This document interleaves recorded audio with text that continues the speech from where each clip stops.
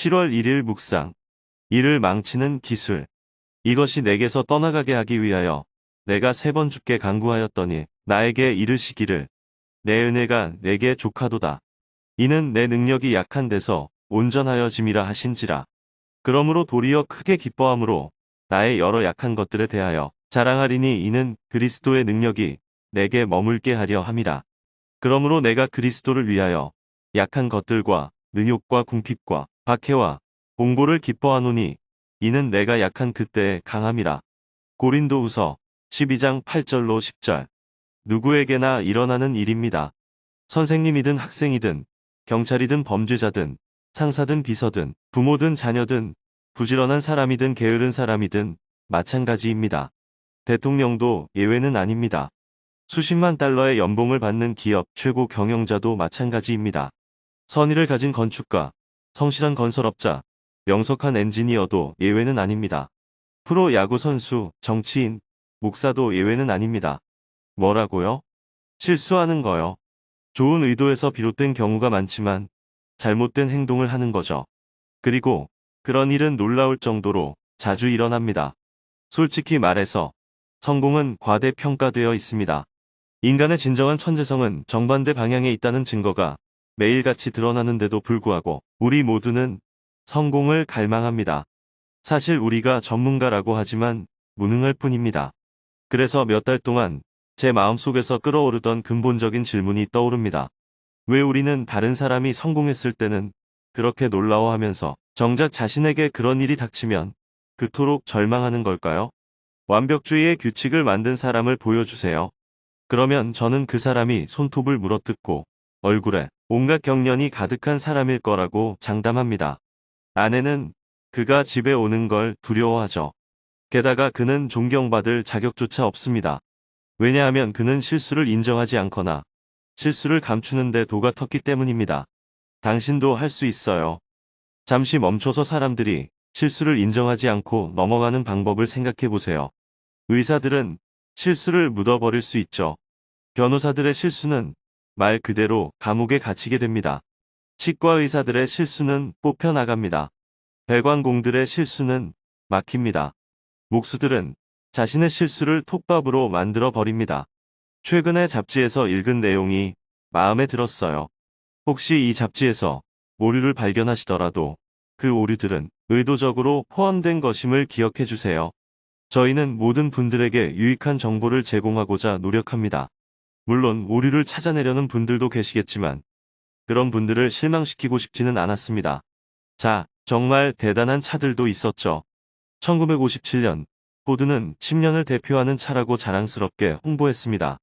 바로 에드셀이었죠. 하지만 운이 좋지 않은 이상 구입한 에드셀은 문이 닫히지 않고 보닛이 열리지 않고 경적은 자꾸 고장나고 페인트는 벗겨지고 변속기는 제 역할을 못했습니다. 한 경제 전문 기자는 에드셀의 판매 그래프를 극도로 위험한 스키 슬로프에 비유했습니다. 그는 자신이 아는 한 에드셀이 도난당한 사례는 단 한 건밖에 기록되어 있지 않다고 덧붙였습니다. 이탈리아에 있는 그 유명한 탑은 어떻습니까? 피사의 탑은 수직에서 거의 6m나 기울어져 있죠. 54m 높이의 건물 기초를 고작 3m 깊이로 설계한 사람은 머리가 그다지 좋지 않았던 것 같습니다. 이력서에 피사의 사탑을 설계했다라고 적는 게 어떤 기분일까요? 제 친구 중 한 명이 제가 이런 실패를 잘한다는 사실을 알고는 스티븐 파일의 실패의 불완전책이라는 놀라운 책, 즉 정확하면서도 웃긴 책을 저에게 주었습니다. 공교롭게도 이 책은 인쇄될 때 2페이지가 빠져 있어서 첫 부분에는 누락된 페이지에 대한 사과와 함께 그 2페이지를 제공하는 정오표가 실려 있습니다. 수많은 황당하고 엉뚱한 보고서 중에는 최악의 일기예보, 최악의 컴퓨터, 가장 지루한 강의, 최악의 항공기, 가장 팔리지 않은 책, 역사상 가장 적은 청중, 역사상 가장 못생긴 건물, 가장 혼란스러운 결혼식, 그리고 후세에 의해 틀린 것으로 판명된 최악의 발언들이 있습니다. 예를 들어 그러한 발언 중 일부는 다음과 같습니다. 너무 시끄럽소. 모차르트. 음표도 너무 많고. 오페라 피가로의 결혼을 초연한 후 페르디난트 황제의 말이었죠. 베토벤의 교향곡 7번이 어떤 식으로든 축약되지 않는다면 머지않아 잊혀질 것이다. 음악 평론가 필립 헤일의 말이었죠. 인물 묘사에 있어서 렘브란트는 우리의 비범한 재능을 지닌 영국 화가 리핑길 씨와 비교될 수도 없다. 존 헌트의 말이었죠. 공기보다 무거운 기계로 비행하는 것은 비현실적이고 무의미하며 완전히 불가능하다. 사이먼 뉴컴의 말이었죠. 우리는 그들의 사운드가 마음에 들지 않아요. 기타 밴드 연주는 이제 유행이 지났어요. 1962년 데카 레코딩 컴퍼니가 비틀즈의 음반 계약을 거절하며 한 말이었죠.